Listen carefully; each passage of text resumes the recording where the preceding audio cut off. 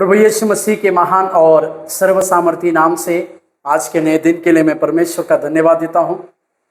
वो दया और अनुग्रह करने वाला परमेश्वर है। नए दिन की शुरुआत हम परमेश्वर के लिखित वचन के आधार पर अपने जीवन को टटोलते हुए देखेंगे, तो प्रभु शर हमारे जीवन में आशीष करे। यशायाह उसका 54 अध्याय के उसके 17वें वचन को देखिए। यशायाह 54 अध्याय और 17वें वचन। जितने हथियार तेरे हानि के लिए बनाए जाए उनमें से कोई सफल न होगा, और जितने लोग मुद्दई लेकर तुझ पर नालिश करे उन सबों से तू जीत जाएगा। यहोवा के दासों का यही भाग होगा और वे मेरे ही कारण धर्मी ठहरेंगे। यहोवा की यह वाणी है। इस यशायाह के 54वें अध्याय में भावी यरूशलेम के बारे में प्रभु किस प्रकार से नई यरूशलेम यानी भावी यरूशलेम की बातें किस प्रकार से होगी, इसके बाद और वहाँ पर रहने वाले लोग, वहाँ की दशा किस प्रकार से होगी, वहाँ के लोगों के लिए परमेश्वर क्या कुछ काम करेगा, इसके विवरण को यहाँ पर हम देते हुए देखते हैं।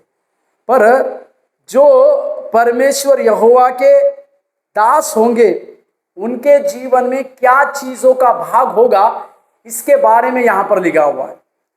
जरूर भावी यरूशलेम में कई एक लोग परमेश्वर के प्रजा, कई एक लोग परमेश्वर से दास इस प्रकार बनेंगे, पर जो दास रहेंगे उनका किस भाग में, उनका भाग क्या होगा, इसके बारे में यहाँ पर दिखाया गया है। जो परमेश्वर के दास होंगे उनका भाग क्या होगा, तो सबसे पहले उनके ऊपर कोई भी हानि, उनके ऊपर हानि के लिए बनाए गए कोई भी हथियार सफल नहीं होंगे। मतलब परमेश्वर अद्भुत रीति से अपने दासों की रक्षा करेगा। उनके ऊपर कई एक प्रकार के हानि को बनाने के लिए हथियार तो भेजे जाएंगे, पर परमेश्वर उन्हें अद्भुत रीति से रक्षा और रखवाली करेगा। दूसरी चीज, मुद्दे से वे जीत जाएंगे। मतलब जो झूठे आरोप कर उनके ऊपर लगाए जाए, झूठी बातों के द्वारा उनको फंसाने की बातें जब आएगी, परमेश्वर स्वयं उनका मुकदमा लड़कर उन्हें एक बड़ी जीत देगा।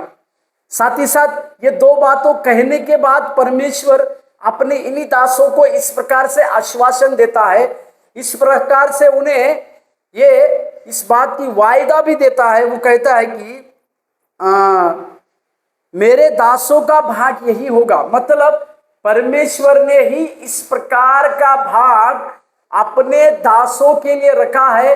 वो अपने दासों को इस प्रकार से इस भाग को देना चाह रहा है। और आखिरी में लिखा है, वे मेरे ही कारण धर्मी ठहरेंगे। तीन चीजों को परमेश्वर उस भावी यरूशलेम में अपने दासों को दे रहा है। उसके विरुद्ध में उठाए जाने वाले हथियार असफल नहीं होंगे।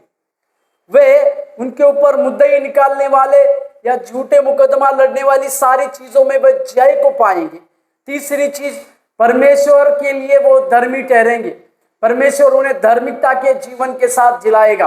और आगे में लिखा है, यहोवा की यह वाणी है। मतलब इसी चीजों को करने के लिए परमेश्वर ने ठाना है, और जो चीज परमेश्वर ठानते हैं वे चीज कुछ भी हो परमेश्वर पूरा करते हैं, और उसी चीज को परमेश्वर पूरा करेंगे। सवेरे के समय में इसी चीज को परमेश्वर हमारे जीवन में करने पाए। तो आपको आशीष दे। धन्यवाद।